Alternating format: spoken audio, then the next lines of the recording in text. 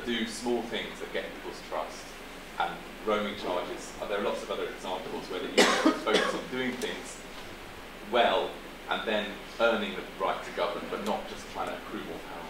Sorry, I've gone on a little bit. Yeah, so is your question then, does media understand the finesse of intergovernmentalism? No, my question is, do you agree that those two tendencies are happening?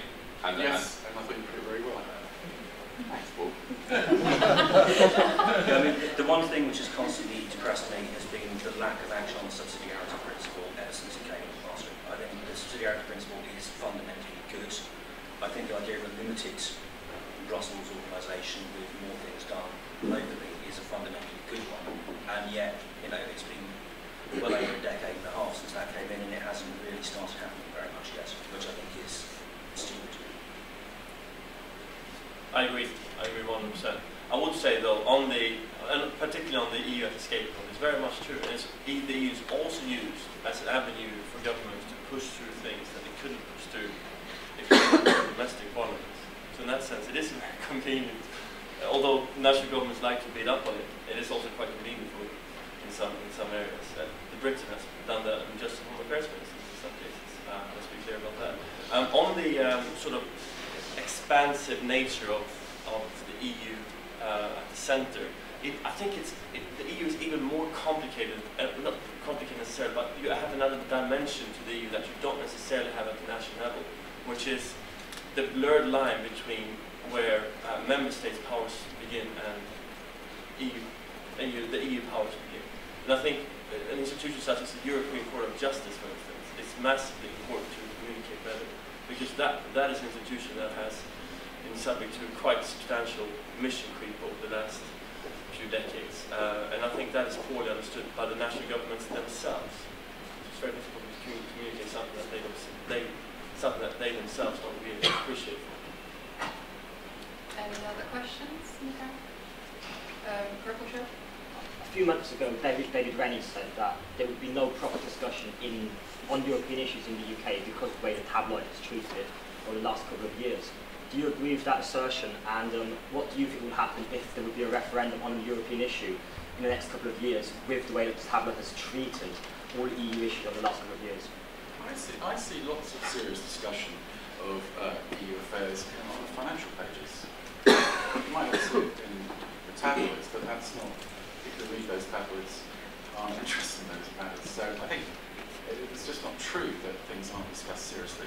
If you read all the financial pages, all the broadsheets, they are discussing the euro and the problems of the euro in quite a sophisticated way. And so I don't accept the premise that it's not discussed. Now, what did you mean by the referendum? A referendum on what? You say very few people read those broadsheets. A bigger majority of the people read, for instance, the tabloid press. So the way that their views have been formed in the last couple of years, which is in a very Eurosceptic way it's been framed, what would that imply if we had a referendum on a European issue? Would there be any point of having that referendum? Would it be any proper debate on it? Or would any debate be some sort of bickering about EU myths? Yes, that bickering is called democracy. So you will get what you will get. And it's up to you to put your case, whatever state you are in the referendum. Complaining about the papers is like complaining about the sea. I'd basically say, I mean, if there was any kind of EU-related referendum, it just depends on whether the pro-EU side of it can get their act together. And from what I've seen so far, nobody's been able to make that case, but they have to find one coherent argument and stick to it, rather than try and challenge every little bit of nonsense that's coming up, because there's going to be lots of nonsense if we have one of these referendums, and everything's going to be conflated. And so you've got to stick to one convincing line of argument, and say it effectively, which is a lot easier said than done. So, I don't know, I mean, it's a tricky one. Because I think, yeah, there's this background noise of sort of anti-EU type of things going on in the popular press. And yeah, there's sensible discussion on financial pages, but people don't read that, but they still go to the ballot policy. And yeah, there is democracy. You can't expect there to be an educated electorate, which makes me sound even more elitist, sorry. That's very revealing, because I think the British public have formed an opinion about the EU, which is realistic. And it's the same in other countries, but our political class has a different view. And you know, there are lots of issues where the political class differs from the views of the ordinary voters. If I give you an example, capital punishment still commands a majority in this country. We never get a majority through the Parliament. It's the same on the EU. We don't have Parliament to UK here, but we don't really have a choice from the main party.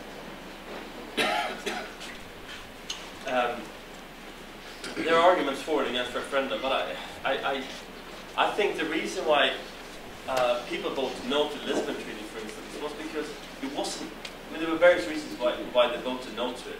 But at the end of the day, it wasn't a good treaty. It just wasn't a good treaty. If you read it, you see that it doesn't make sense on a lot of points. I mean, the institutional setup it's like a blueprint from confusion. How in the world will that strengthen the EU's role in the world? And I think a lot of people looked at this and said, why do we need more EU presidents? I mean, we don't even know who that guy is, you know? And same thing, this whole sense that moving more decision-making power away from you, more decisions being taken further away from you, opposing that is a fully rational point of view. And I think a lot of voters would oppose that for good reasons. But I think it very much depends on what the referendum will be on. It would be quite interesting to see an in or out referendum, not necessarily see it, but to know how big of a vote in it, because it seems like more and more people in the UK now are moving in the direction of wanting to be out altogether. Now the Daily Express has launched a campaign for the UK to leave altogether, and according to them have managed to get 99%. Yeah, scientific polls like that are clear. But I think 100,000 people sign up to it, and if that's true, I mean, it's not. There are opinion in this country now that are moving in the direction of wanting to go all together, which makes it very important for those of you who want the UK to stay in, which I'm happy to share that view, to really put the case for EU reform so that you can put the relationship of this country on a more positive footing, the relationship with the EU on a more positive footing. And now on the elite argument though, I must say that the EU elite, if there is such a thing, is quite discredited at the moment, because if there was some people who got it wrong on the big issue of the day, which is the euro, it was the EU elite. Open Europe produced a small little pamphlet where we compared quotes with quotes on the euro. So we just simply said what they said then and what they're saying now. No explanation, nothing. Just comparing quotes with quotes on issues such as, you would not need further integration, on issues such as it would lead to convergence between member states. An enlarged euro, Greece joining would not cause any problems whatsoever. The European Central Bank would remain independent. There will be no bailouts, which Angela Merkel said as late as March the 1st, 2010. So who got it wrong on the euro? Was it the people, or was it the elite? And before we ask the question about the referendum, we should look backwards and see what is actually the EU elite, how well has the EU elite done on key decisions? Well, there's one other thing quickly on the referendum. The interesting thing from my point of view wouldn't be necessarily the results, it's the turnout.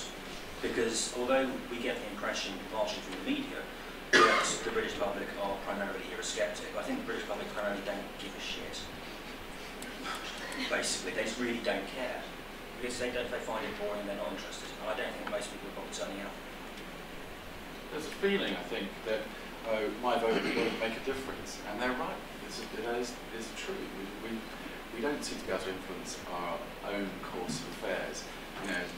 Talking about Ireland again, Ireland's future is determined in Frankfurt.